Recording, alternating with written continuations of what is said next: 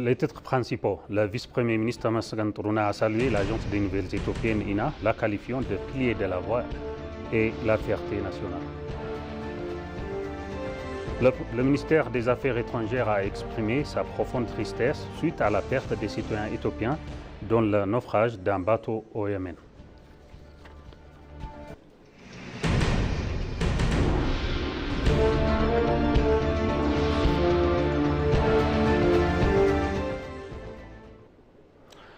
Lors de sa visite au complexe médiatique de l'agence des nouvelles éthiopiennes INA, le vice-premier ministre Tamas Gantouruna a salué l'agence, la qualifiant le pilier de la voix et de la fierté nationale, indiquant ses 83 ans d'héritage de représentation fidèle de la position de l'Éthiopie auprès du monde.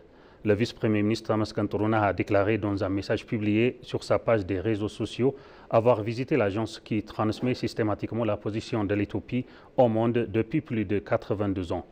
Il a également noté que l'institution médiatique s'organise aux ressources humaines et en technologie médiatique pour continuer à protéger les intérêts nationaux, à promouvoir les ressources culturelles et touristiques et à présenter une image positive au monde.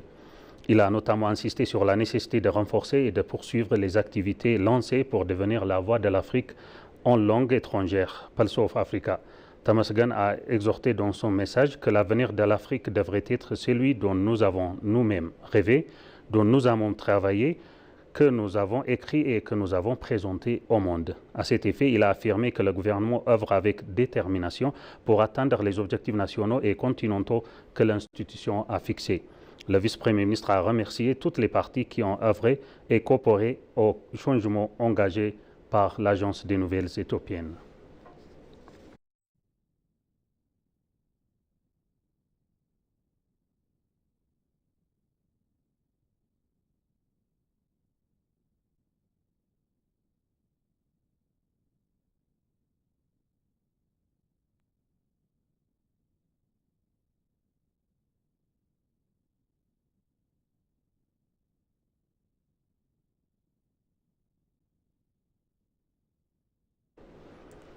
Le ministère des Affaires étrangères a exprimé sa profonde tristesse suite à la perte des citoyens éthiopiens dans le naufrage d'un bateau au Yémen.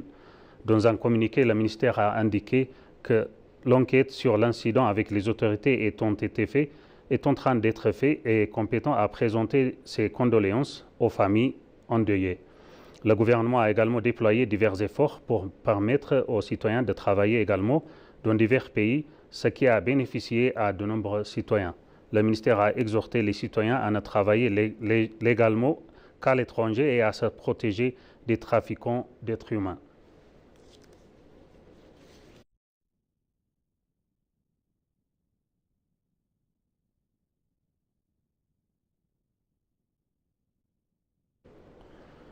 Le ministère des Affaires étrangères a salué la nomination de Girma Amante au poste de représentant permanent de l'Union africaine auprès du Bureau des Nations Unies et de l'Organisation mondiale du commerce à Genève.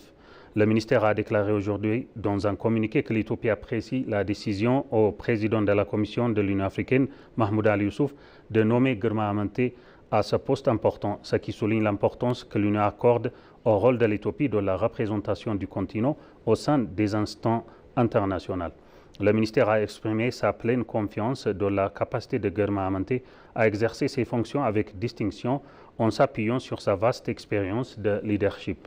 Girma Amante a occupé divers postes de haut niveau, dont son plus récent poste de ministère de l'Agriculture d'Éthiopie.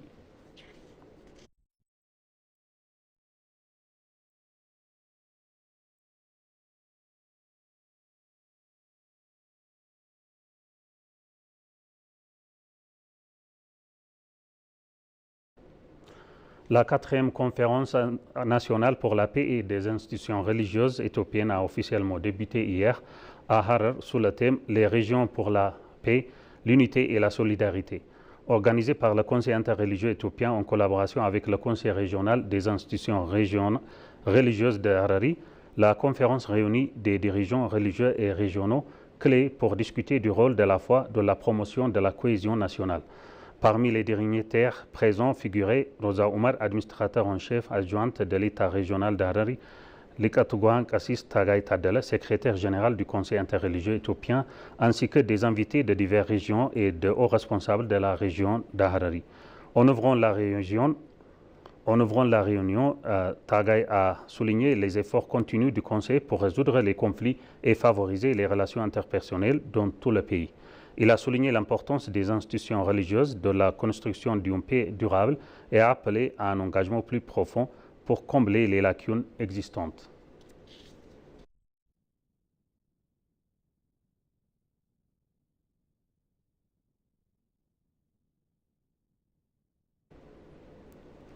L'Organisation mondiale de la santé a affirmé son engagement à renforcer sa collaboration avec l'Éthiopie afin de soutenir les efforts du pays pour fournir des services de santé de qualité et accessibles. L'Organisation mondiale de la santé a annoncé qu'elle continuerait de renforcer sa coopération avec l'Éthiopie afin de garantir l'efficacité de la stratégie mise en œuvre pour garantir la qualité des services de santé. Le représentant de l'organisation en Éthiopie, Dr Owen Kalwa Assu, lors de sa rencontre avec l'Agence des nouvelles éthiopiennes, a salué le travail accompli par l'Éthiopie pour améliorer le système de santé. Il a mis avant les programmes mis en œuvre pour garantir la qualité des services de santé, la sécurité des patients et l'accès aux services de santé en soutenant le secteur de la santé grâce à la technologie. Il a déclaré que la technologie et l'innovation font partie des enjeux prioritaires pour atteindre l'accès universel à la santé d'ici 2030. Il a souligné que l'Éthiopie est l'un des pays qui s'efforce de garantir l'accès universel à la santé grâce à la technologie et à l'innovation. Il a ajouté que l'Organisation mondiale de la santé travaille en collaboration avec l'Éthiopie.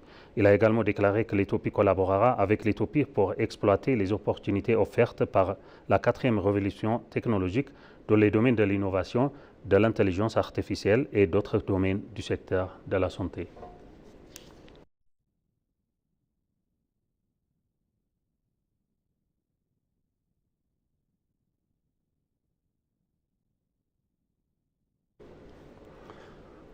S'exprimant lors du forum, Dr Messa Hailo, directeur général de l'Institut éthiopien de la santé, a souligné l'efficacité du travail réalisé pour identifier les menaces pour la santé publique et mettre en œuvre de nouvelles procédures au cours du dernier exercice.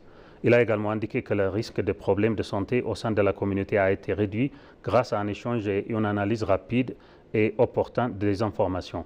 Il a souligné que la prévention des maladies transfrontalières a fait l'objet d'une attention et d'une coordination particulière.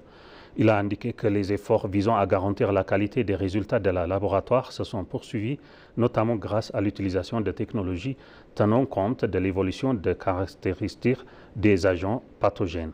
Balay Bazab, directeur de l'institution régionale de santé publique d'Amara, a déclaré que les activités visant à protéger la santé de la communauté étaient menées de manière coordonnée.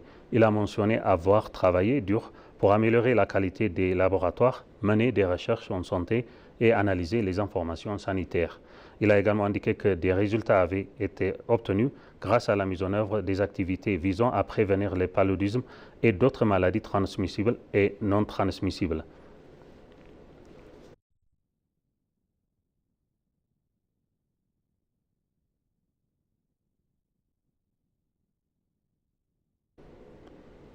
S'exprimant lors d'un forum organisé à Dredwa concernant la mise en œuvre du plan de l'exercice éculé et l'orientation budgétaire, le directeur général de l'Institut fédéral de formation technique et professionnelle, Brouk Kadir, a indiqué que de nombreux projets de recherche et de résolution de problèmes ainsi que des experts aux compétences exceptionnelles ont été formés au cours de l'exercice éculé. Il a souligné le lancement d'un programme de formation de 3e cycle en fabrication et en leadership dans le secteur technique et professionnel, confirmant l'attention particulière que le gouvernement accorde à ce secteur.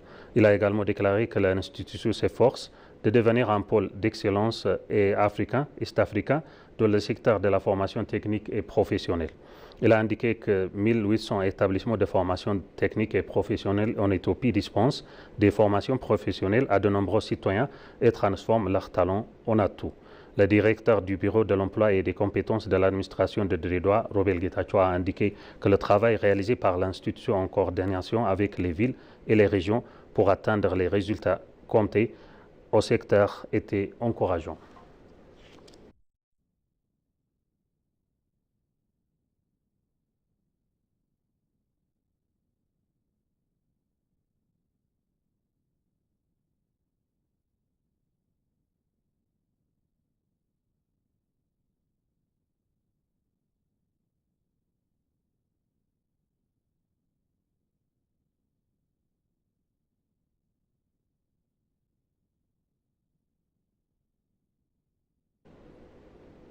Chers téléspectateurs, ainsi s'achève notre journal d'aujourd'hui. Merci de nous avoir suivis. Excellente suite du programme.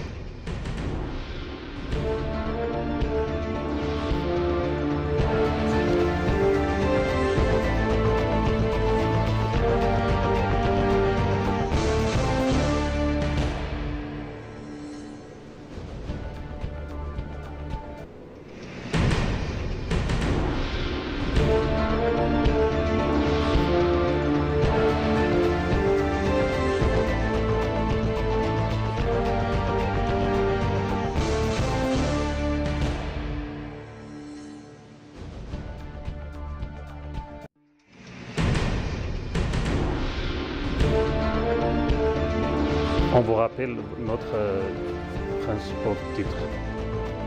Le vice-premier ministre Tamas Gantourona a salué l'Agence des nouvelles éthiopiennes, la qualifiant de pilier de la voix et de la fierté nationale.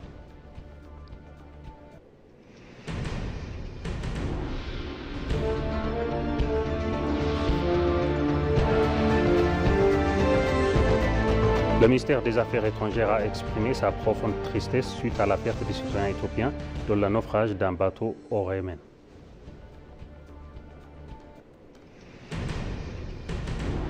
Merci, notre cher spectateur.